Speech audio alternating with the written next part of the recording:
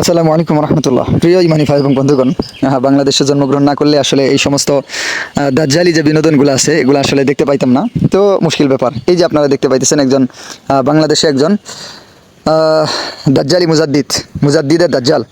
তো মুজাদ্দিদের দাজ্জাল সাহেব একটা পোস্ট করছেন, আপনারা পোস্টটা দেখেন। এখানে লেখা আছে কি, মুজাদ্দিদের দাজ্জাল এই যে ইবলিশের পক্ষ থেকে বানানো জশ্নে জুলুসে ঈদে মিলাদুন্নবী এর পক্ষে দলিল দিতেছে। তো কী দলিলটা? ওই যে লেখা মুসা পরে খুদা, শার্টের বুতাম পেন্টে। আসলে মুজাদ্দিদের দাজ্জালদের এই অবস্থায় ঈদে মিলাদুন্নবী সাল্লাল্লাহু আলাইহি ওয়াসাল্লাম উপলক্ষে আনন্দ র্যালি বা জুলুস করার দলিল। বিষয়টা কিন্তু মনে রাখেন, কিসের দলিল? ঈদে মিলাদুন্নবী উপলক্ষে আনন্দ র্যালি বা জুলুস করার দলিল। যে মুজাদ্দিদের দাজ্জালরা, এই দাজ্জালের সন্তানেরা, নমরুদের ছেলেরা যে এই যে জশ্নে জুলুসে ঈদে মিলাদুন্নবী করে থাকে একটা ইবলিশকে খুশি করার জন্য। তো এইটার দলিল দিতেছে। তো এইটার দলিল কিন্তু দেখেন, নবী পাক সাল্লাল্লাহু আলাইহি ওয়াসাল্লামের পবিত্র যুগে এরকম একটি সময় মুসলমান তথা সৃষ্টি জগতের জন্য মহা আনন্দের বিষয়। আর সেই মহান আনন্দকে উদযাপন করার অন্যতম পন্থা হলো আনন্দ প্রকাশী বা আনন্দের উৎসব করা। যেমন বিশেষ দিন মিলাদুন্নবী সাল্লাল্লাহু আলাইহি ওয়াসাল্লামের আগমনে আনন্দিত হয়ে মহিলা, পুরুষ ও শিশুরা প্রিয় নবী সাল্লাল্লাহু আলাইহি ওয়াসাল্লামের আগমনে আনন্দিত হয়ে, তারপরে হাদিসটা। তো হাদিসটা এখানে আপনারা দেখতে পাইতেছেন। আসেন আমরা একটু বাংলাটাই দেখি, এটা কি আছে।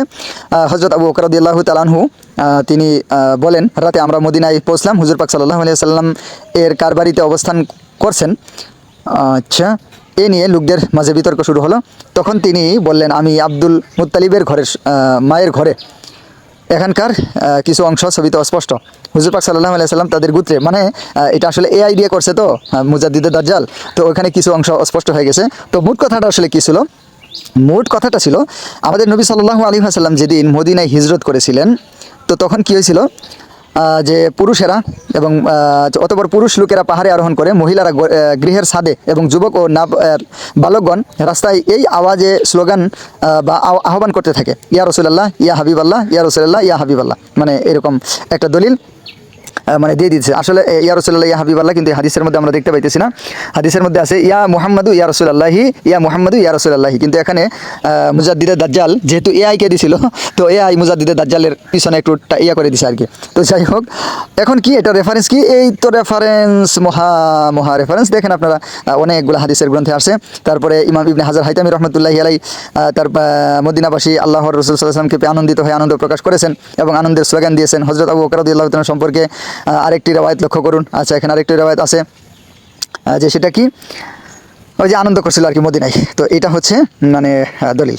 তো আসলে কি আর বলবেন, যারা দাজ্জালের অনুসারী হয় তারা এরকমই হয়।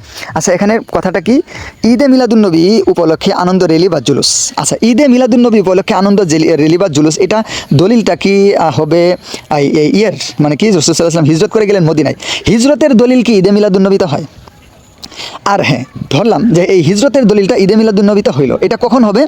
যদি দেখা যায় তো রাসূল সাল্লাল্লাহু আলাইহি ওয়াসাল্লাম যেদিন যে তারিখে হিজরত করেছিলেন, পরবর্তী সময়ে সাহাবায়ে কেরাম ওইভাবেই, সাহাবায়ে কেরামগণ মহিলারা সহ ওইভাবে ওই দিন যেভাবে করেছিল বা তার চাইতে জাঁকজমকভাবে অথবা তার মতো করে প্রত্যেক বছর এইরকম অনুষ্ঠান করতেন, প্রত্যেক বছর এরকম আনন্দ রেলির আয়োজন করতেন, প্রত্যেক বছর তারা যতদিন ছিলেন এরকম করতেন। পরবর্তীতে যুগ যুগে এটা চলে আসতেছিল। এরকম কোনো কিছু হয়েছে কিনা, এবং কি পরবর্তী বছরেও বা কোনো এক সময় সাহাবায়ে কেরামরা প্রায় 110 হিজরি পর্যন্ত পৃথিবীতে সাহাবায়ে কেরামের সর্বশেষ ব্যক্তি অবস্থান করতেছিলেন। তো তারা কেউ কি কখনো এই বিষয়টাকে একটু উদযাপন বা এই ধরনের কোনো কিছু করেছিলেন কিনা? তাহলেও না এখান থেকে একটা দলিল সংগ্রহ করার, একটা ফিকির করা যেতে পারে। কিন্তু এরকম কি কোনো কিছু? এরকম কোনো কিছু না। কি বলবেন, এই দাজ্জালরা, এই নমরুদের ছেলেরা, এরা মানে কি আর বলার, আসলে মাঝে মাঝে ভাষা হারিয়ে ফেলি যে এরকম মানুষ কিভাবে হয়। মানুষ হইলে তো তার ভিতরে মনুষ্যত্ব বা মনুষ্যত্বের গুণ থাকতে হয়, যা এদের ভিতরে কিঞ্চিত মাত্র নাই। তো এদের সম্পর্কে পূর্ববর্তী অনেক ইমামগণ এই ধরনের যারা গুমরা নাফরমান হবে তাদের সম্পর্কে অনেক কথাবার্তাই বলে গেছেন।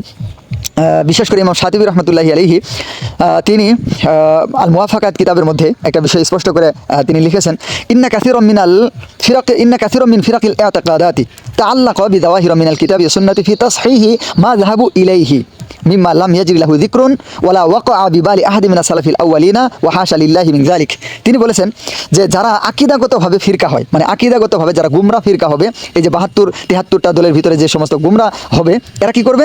এরা তাআল্লাকা বিযাওয়াহির মিনাল কিতাবি ওয়াস সুন্নাতি ফি তাসহিহি মা যাহাবু ইলাইহি, কোরআন এবং সুন্নাহর বিভিন্ন প্রকাশ্য নসগুলোকে তারা যে গুমরাহির পথে চলে গেছে সেই দিকে দলিল দেওয়ার জন্য তারা চেষ্টা করবে, ওগুলাকে তারা দলিল হিসেবে দিয়ে দিবে। অথচ কি হবে, লাম ইয়াজরি লাহু যিকরুন, পূর্ববর্তী জামানায় সাহাবায়ে কেরাম, তাবেঈন, তাবে তাবেঈন, পূর্ববর্তী সত্যের কোনো জামানায় এই ব্যাপারে কোনো আলোচনাই ছিল না যে এই হাদিসটা বা এই আয়াতটা এই ইবাদতের বা এই বিষয়ের দলিল হতে পারে।